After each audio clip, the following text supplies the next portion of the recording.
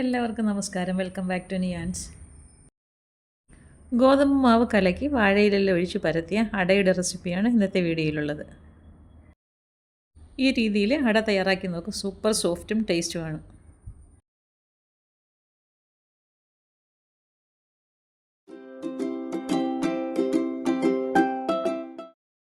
ആദ്യം ഈ അട തയ്യാറാക്കുന്നതിന് വേണ്ടി ഒരു ഫില്ലിങ് റെഡിയാക്കി എടുക്കാം. അതിനുവേണ്ടി ഒരു പാൻ അടുപ്പിലേക്ക് വെച്ച് കൊടുത്ത് 1 ടേബിൾ സ്പൂൺ നെയ്യ് ഒഴിച്ചു കൊടുക്കാം.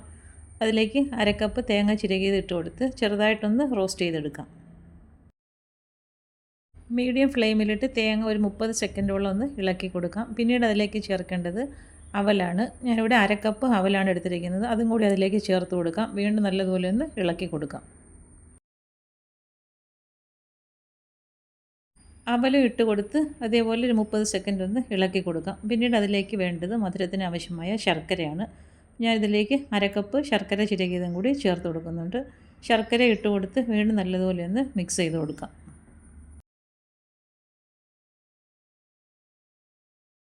ശർക്കര ഇട്ട് കൊടുത്ത് നല്ലതുപോലെ ഒന്ന് ഇളക്കി കൊടുക്കാം. അപ്പോൾ ശർക്കര ചെറുതായിട്ടൊന്ന് മെൽറ്റായി വരുന്ന സമയമാകുമ്പോഴേക്കും ഫ്ലെയിം ഓഫ് ചെയ്തെടുക്കാം.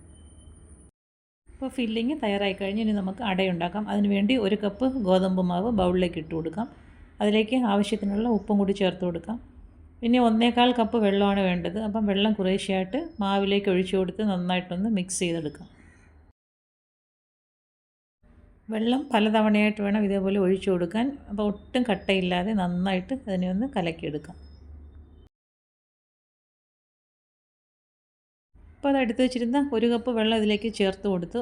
ഇനി ഒരു 1/4 കപ്പ് വെള്ളവും കൂടി വേണ്ടി വരും. അപ്പോൾ അതും കൂടെ ചേർത്ത് കൊടുത്ത് നല്ലതുപോലെ ഒരു ബാറ്റർ തയ്യാറാക്കിയെടുക്കാം. കറക്റ്റ് 1/4 കപ്പ് വെള്ളമാണ് ഈ 1 കപ്പ് ഗോതമ്പ് പൊടിക്ക് വേണ്ടി വന്നത്. ഈ ഒരു പരുവത്തിൽ മാവ് കലക്കിയെടുത്തിട്ടുണ്ട്.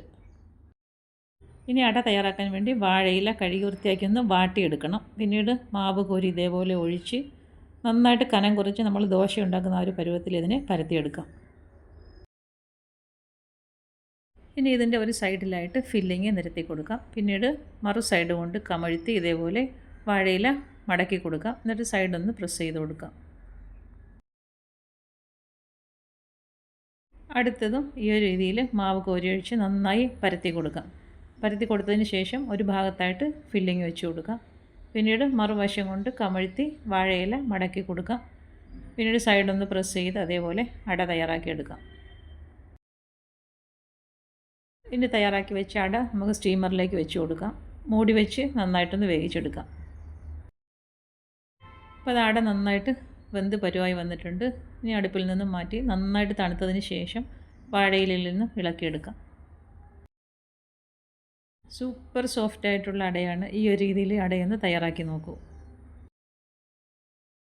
അട നന്നായിട്ട് ചൂട് മാറിയതിന് ശേഷം ഇലയിൽ നിന്ന് ഇളക്കിയെടുക്കുക, അല്ലെങ്കിൽ ഇത് ഇലയിൽ ഒട്ടിപ്പിടിക്കും.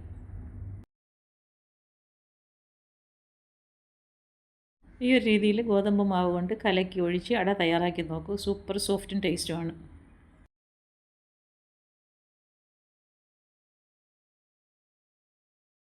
ഈ അട കണ്ടാൽ തന്നെ അറിയാമല്ലോ എത്രത്തോളം സോഫ്റ്റ് ആണെന്നുള്ളത്.